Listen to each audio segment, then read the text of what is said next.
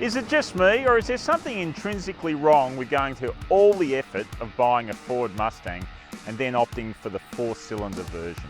A Mustang V8 Coupe is about as right as an automotive combination can be, like a BMW straight 6 or a Lamborghini V12. But these days BMW builds an electric car and the most popular Lamborghini is a V10. So automotive tradition is just there to be flouted. Which brings us back to this proposition. In a world where fuel economy and downsizing mean as much as cubes and kilowatts, can a 4-cylinder Mustang really live with a V8? Let's go for a drive and find out.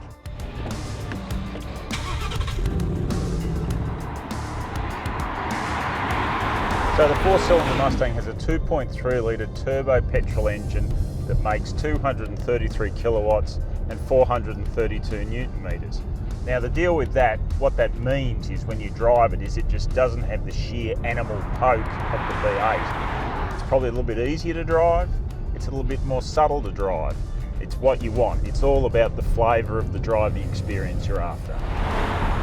So one of the most dramatic differences between the V8 and the 4-cylinder Mustang is the sound. The V8 sounds like you'd imagine a Mustang should. It's meaty, it's loud, it's aggressive. It's really cool. But the 4-cylinder, man, it is underdone. It's got plenty of grunt, more than what you expect, but it doesn't sound like it. It sounds like a sewing machine. That is one area of this car that I wish Ford had paid more attention to. So why would you buy the 4-cylinder Mustang over the V8? Fuel economy is one obvious reason. It's definitely a cheaper car to run. The other reason would be maybe ease of use. It's a very tractable engine, got a great broad torque band, not as much peak torque as the V8, but it delivers it lower, so it's quite accessible.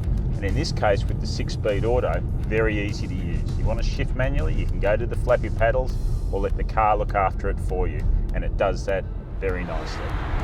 On the flip side, the Mustang V8. It's the one that everyone talks about and thinks about as being a real Mustang, and why not? The thing's got a great beat, goes hard, looks terrific.